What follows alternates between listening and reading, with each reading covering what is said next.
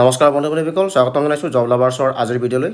আজি লৈছোঁ আপোনালোকলৈ ADREৰ বেচেলৰ ডিগ্ৰী আৰু HSLC লেভেলৰ যি এডমিট কাৰ্ড আছিল সেই বিষয়ে লৈ আহিছোঁ। আৰু বৰ্তমান আপোনালোকৰ গ্ৰেড 3ৰ যি ডিগ্ৰী লেভেল আৰু HSLC লেভেলৰ এডমিট কাৰ্ড আছে সেয়া মুকলি কৰা হৈছে।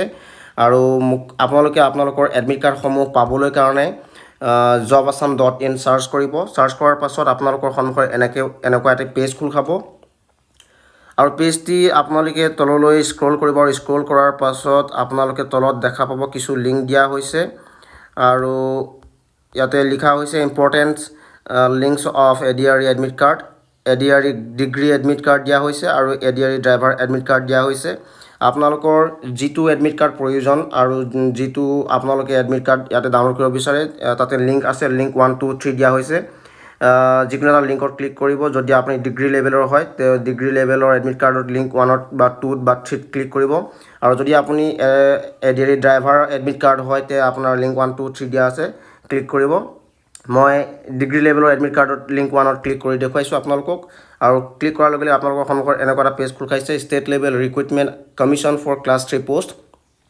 আৰু লিখা হৈছে admit card class 3 paper 4 and 5, application number দিয়া হৈছে আৰু পাছৱৰ্ড দিয়া হৈছে।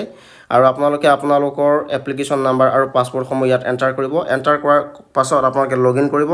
লগইন কৰাৰ পাছত আপোনালোকৰ সন্মুখত আপোনালোকৰ যি এডমিট কাৰ্ড আছিল সেই এডমিট কাৰ্ডসমূহ দেখিবলৈ পাব আৰু আপোনালোকে ইয়াৰ পৰাই ডাউনলোড কৰি ল'বলৈ পাৰিব।